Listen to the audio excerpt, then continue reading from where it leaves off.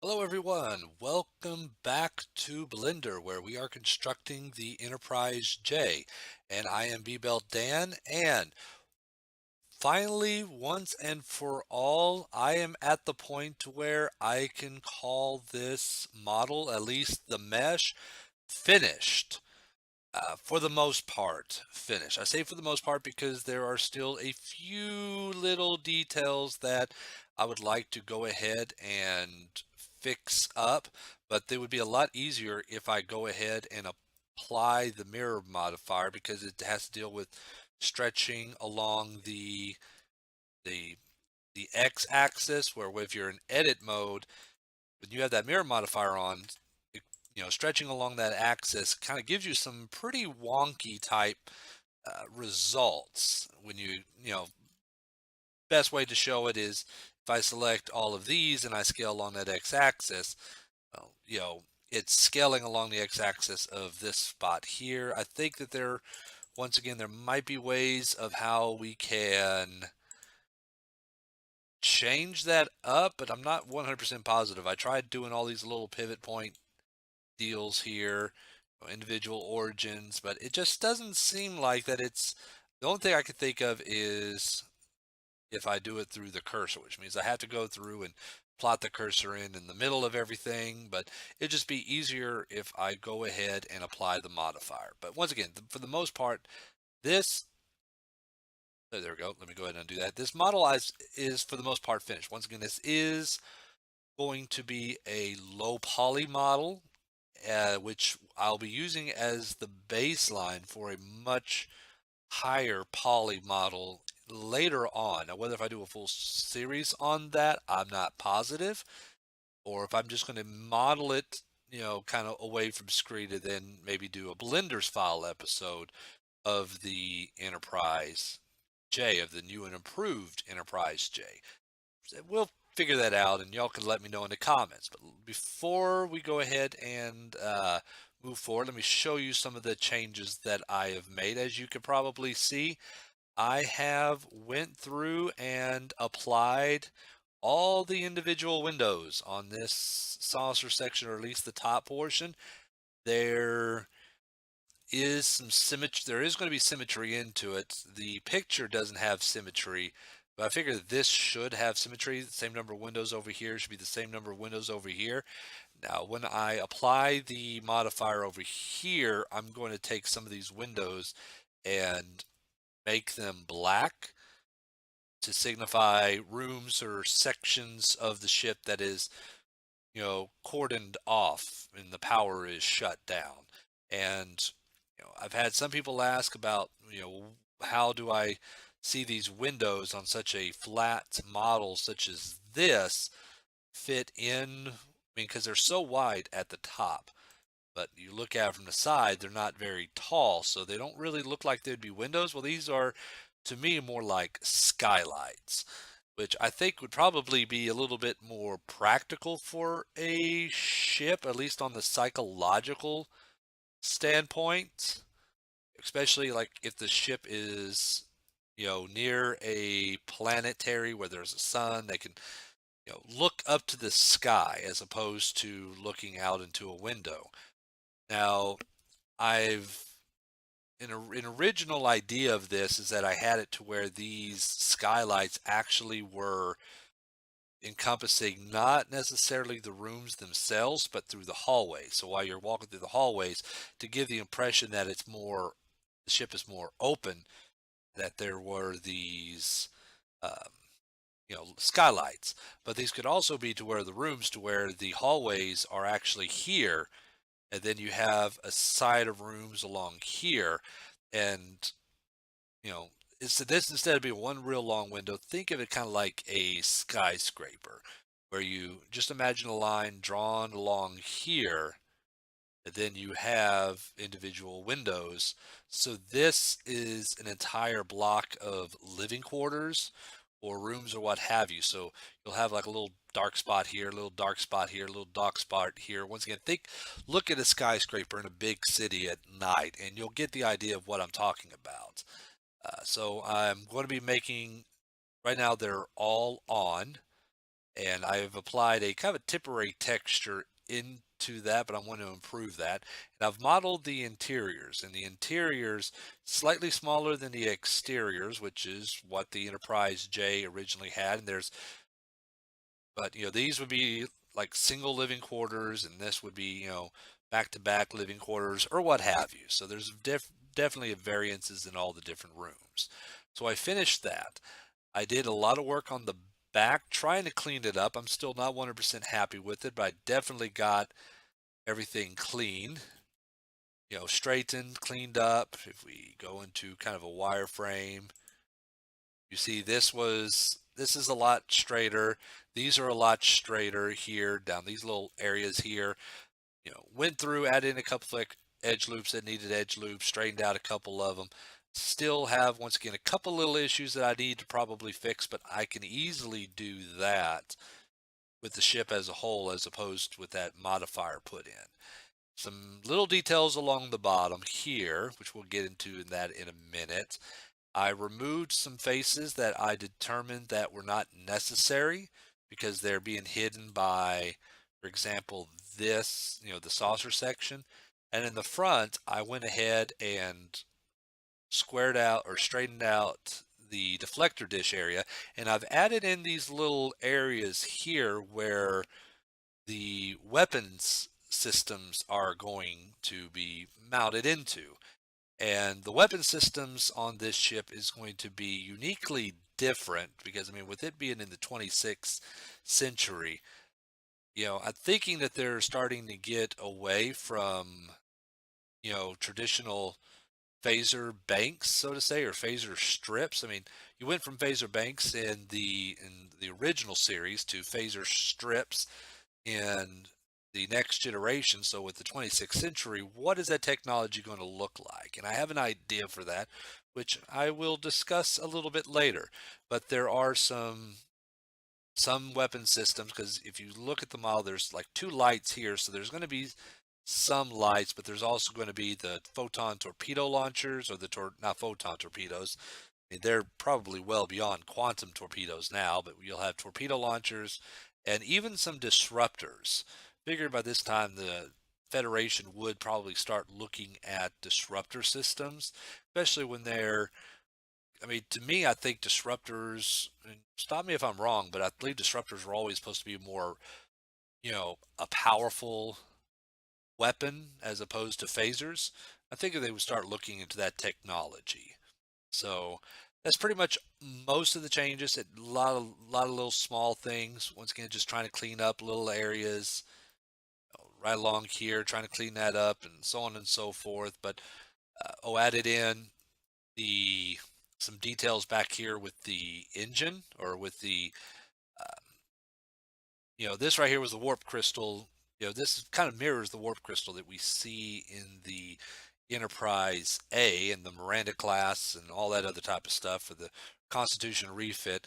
It's for a different purpose, but it's kind of a part of the engine. So I've added a couple little details, which you do see in official renders of the actual model used in the series. And I've actually started using lights. Once again, all the textures are just temporary, but if I go into a render mode here, it should render out.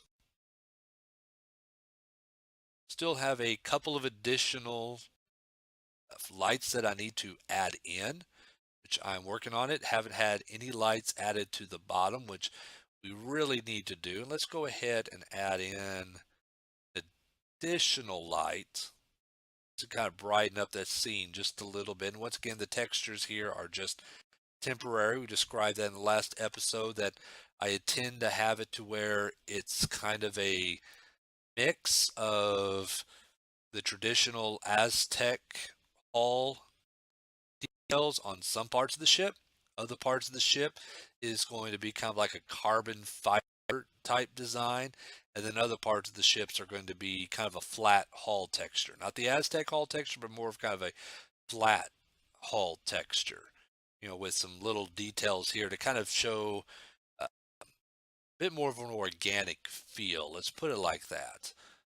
So let's go ahead and go into solve mode. So once again, this ship is for the most part done, at least to the point to where I can finally do this. Yes, apply the mirror modifiers, or at least onto the hull, primary hull, and to the saucer section. Let's go ahead and apply that.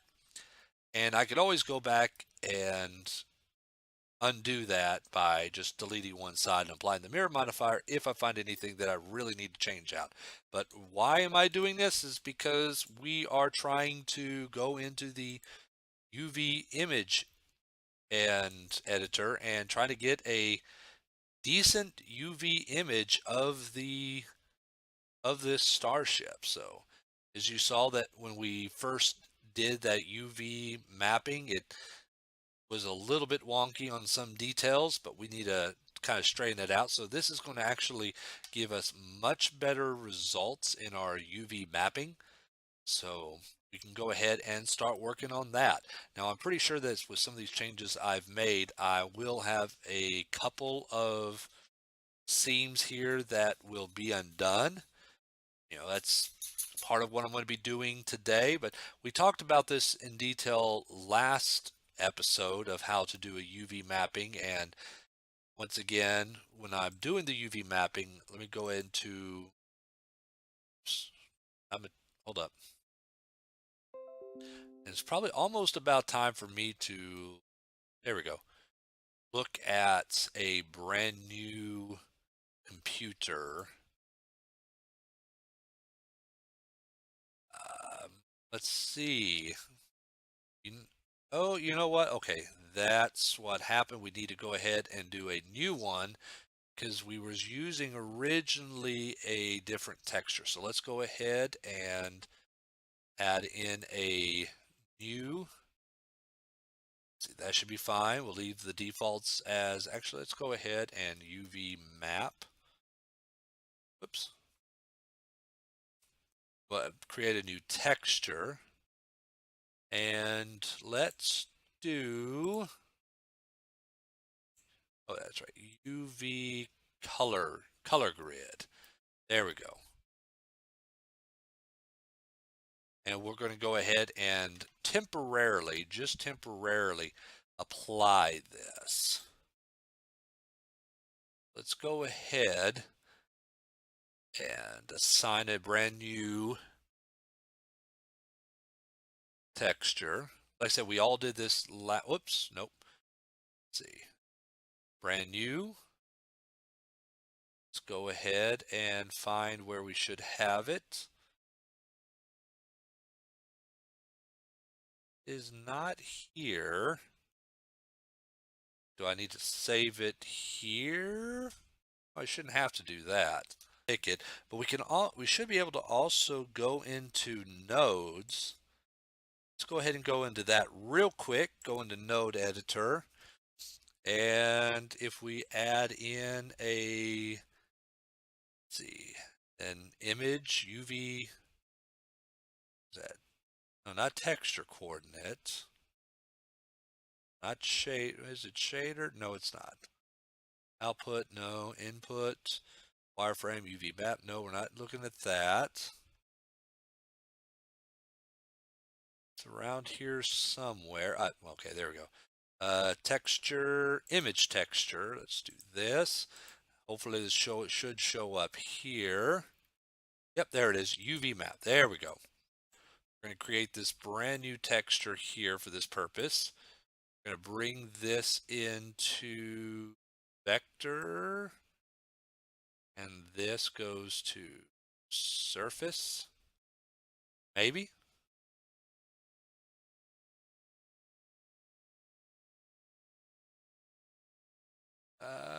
Let's see. Color, image, vector. Display number of users using this data block. Okay, it's probably because of, let's see if I do that. Oh, wait, that's right. I actually need to do this. There we go. That's what we're looking for. All right, now let's go ahead and assign all of this. There we go. Now we're cooking.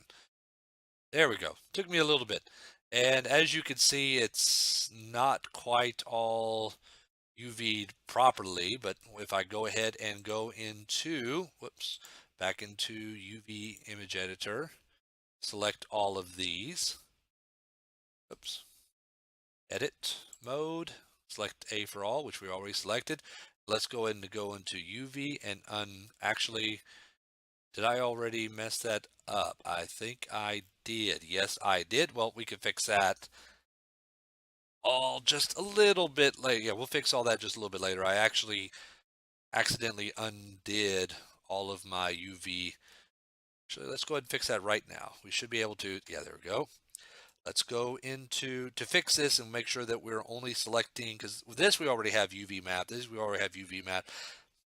We just need to go ahead and select, see, glowy bits, I think was the skin. Okay, we want to go into select that texture, all the faces with textures we want to keep. Select and press H to hide those. And we'll select all of those and go into click on material and assign. There we go. Now if I click on U and I do an unwrap, it'll take a little minute just for it to kind of do its little thing to think. Thinking. All right, and finally, after a while, it did a UV mapping, and as you can see, I have a lot of work to do in regards to clearing up the seams. So it'll be the same process of what we did in the last episode. Is I'll be cutting away the model, adding in seams, subtracting seams to try to get this to where all of these numbers and letters and color boxes will show up almost on this in a unified manner up over here. So since I did that in the last episode, no sense in boring y'all with that now. So I'm going to go ahead and cut out, and then I'll jump back in when I get done with that. We'll take a look to see the finished UV image. So I will be right back. All right, everyone, I am back, and as you can see, I am pretty much done with the UV mapping. So, and I went ahead and applied or reapplied that same UV grid texture over most of the Enterprise J because I wanted to once again make sure not only with the secondary hull but also with the nacelles and with the oh, with the um, not only with the nacelles but also with the saucer section to make sure that the UV mapping is not going to be causing any major problems down the road. And looking at it close, I mean, I'm not seeing any major areas where it's stretching. Most of these grid lines seem to be pretty much flowing properly. I mean, right there is a little bit, it's kind of flowing off key just a little bit. It's not going straight. And I could probably mess around with that just a little bit more. But looking at the UV texture or the UV map, I can probably still work at that. Let's go ahead and bring that up real quick. I'm going to go ahead and select this. Let's go into edit mode.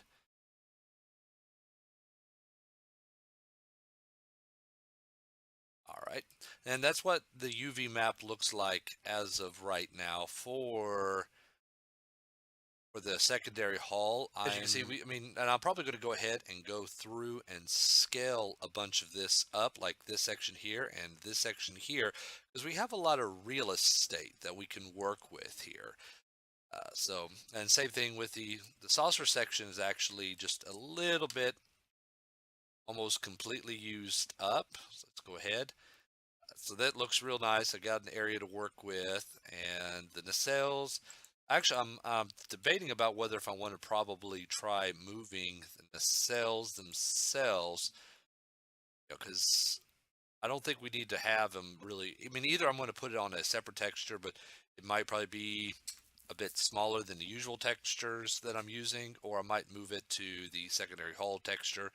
Still don't know, but all in all, this UV map grid is kind of just letting me know that it's pretty much going to work, and when I draw it out, it's going to there's not going to be like any real major stretching. I mean, there's some stretching right there, as you can see right there, because here these lines look crisp. Right there, it's starting to kind of really stretch those pixels a little bit too much. So I might want to try working on that to get that worked out. But the rest of it looks pretty good. Some warping issues here I might need to probably fix, but for the most part, it's okay. Now, with all this being said, normally, and what I was originally intending to do was to go ahead and cut out again and open up Photoshop and start working on the textures. However, though, to be all honest with y'all, this is actually, this particular part of the episode that you're seeing right now was is actually done several days, a couple of days after the first part of this episode. And reason being is because while I was going through and be mapping all of this, I was toying around with a lot of the settings that I never really quite messed with before, such as with these adding in additional UV maps, for example. Let's see. Um, and the vertex groups and just going through and messing with these other modes, vertex paint, texture paint, and all that kind of stuff. So just toying around with it just to see what they do. And with that being said, I've kind of discovered or rediscovered, I say more rediscovered because I always knew it was there, that Blender itself does have a very, um, it has its own way that you can actually design your textures directly in Blender.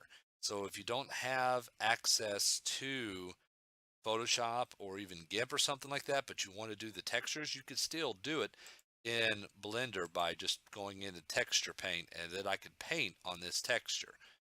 So anything that I paint onto this will show up on to a separate texture file that I created in UV image editor. That's why it's called a UV/image editor, because it's both. So if I go ahead, let's go into like a solid mode. If I go here and I decide to go ahead and start painting, it paints here. If I look over here in that area that I'm working at, which should be right up there, you can see that the paint shows up over here as well. And I could save this as a separate image file. So, and I've looked online and I saw a lot of videos where people were doing just this, and they were showing you how you could paint your own textures onto this, you know, into Blender. And so, and I kind of been experimenting with that, and it actually kind of works. I found several different ways of about how you can very easily in Blender do a lot of the more sophisticated textures that you may want to do, even if you're not, even if you do have access to Photoshop, but you're not very Photoshop savvy like I am. You can get a lot of good results using all these the texture paint editor, the UV, the additional UV maps, all those type of things to get a lot of the effects that you're wanting. So with that being said, I'm going to kind of leave this on to you about what we're going to do with the next episode. Would y'all like to see me go ahead and kind of do a tutorial on making textures? Well, actually, it wouldn't really be much of a tutorial, but just see me make textures in Photoshop and then apply them onto the model? Or would y'all like for me to do kind of a, you know, another Enterprise J video / tutorial video on how to use all these features that are already built into Blender to get at least a very good, a very basic, maybe even an advanced, you know, almost where you can call it finished texture onto a ship. So, complete with, you know, with the Aztec halls and stuff like that. I think we could pretty much get all of that stuff except for maybe, um, you know, like the NCC 1701, the registry information, everything. So y'all let me know what y'all want to do. I'm gonna wait off on that, and before I do anything else, and y'all let me know what y'all would like to do in the next episode, um, which I'll be focusing on one of those two. Either it'll be a normal episode or it will be kind of a tutorial texture episode using nothing but what you have here in Blender. So, and also just kind of add on to that, if we was to do a, a Blender texture video besides not a Photoshop one, I may actually probably do that video a lot sooner. So rather than wait, until the next time, which could be 3 or 4 weeks down the road for the next Enterprise J video, I might actually probably have that video out maybe next week. So it'd be a lot sooner. So once again, let me know. With that being said, we're going to go ahead and stop this episode here. So, and I got a lot of stuff done, but the reason why I'm waiting for y'all, because if I was to use Blender for the textures, I'm going to have to kind of redo my UV maps. In fact, probably what I'm going to go ahead and do is save a backup file of Enterprise J2 blend, and create a copy file and go ahead and get started on setting up those UVs and everything. So, just in case, just so I can prepare for if y'all do just decide and kind of vote that, yeah, y'all would like to see what Blender can do by itself to do the textures. I'll have it all ready to go so I can get that video out a lot quicker. So let me know. Until then, this is B Belt Dan. This is the Enterprise J in Blender, and I will see you next time.